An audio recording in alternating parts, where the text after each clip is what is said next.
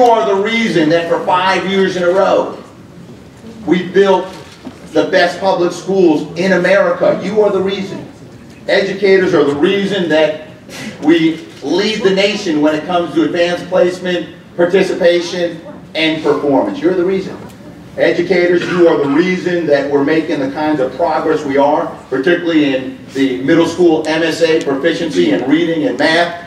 You are the reason why we're increasing the graduation rate and reducing the dropout rate. Educators are the reason that we are, albeit slowly and not as fast as I'd like to see it, and I know you'd like to see it, we're closing the achievement gap in education. It's educators, it's you, each and every day, making a difference in the lives of the students that you have in your care, your trust, and that you educate each and every day. So I am very proud to stand here as your Lieutenant Governor, and I couldn't think of another state in which I'd rather govern.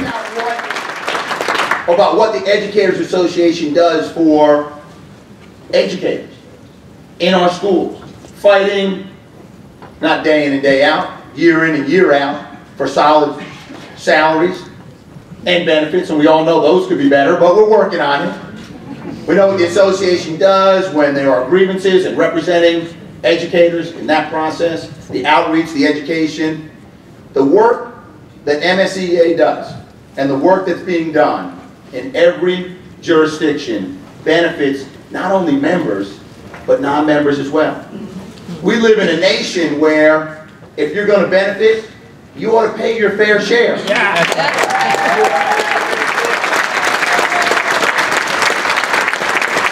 And that's no less true in the work of the association and the benefits that you provide to members and non-members alike. Already in Maryland, 75% of the educators are covered by fair share in 10 counties. So this bill, this effort, this step is the next logical step. We've done a number of things over the years to support our schools, our students, and our educators.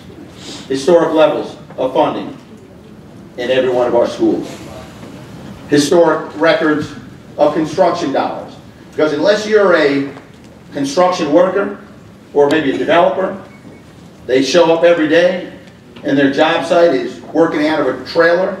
I don't think our educators should be working out of these temporary trailers, do you? No. So we've made the investments in the classroom and in building more classrooms. This is the next step.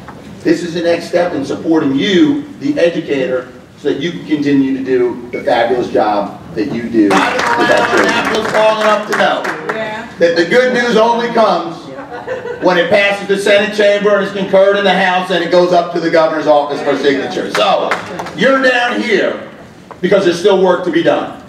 You're down here because your voice is just as important in Annapolis on fair share as it is in the classroom in front of your students.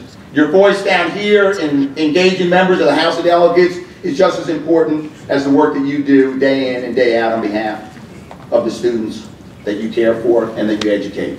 The work is not finished until the General Assembly of both the House and the Senate pass favorably on this bill. So today, and for the next 2 weeks, until we have final passage, our work is still to be done, and that's what you need to do.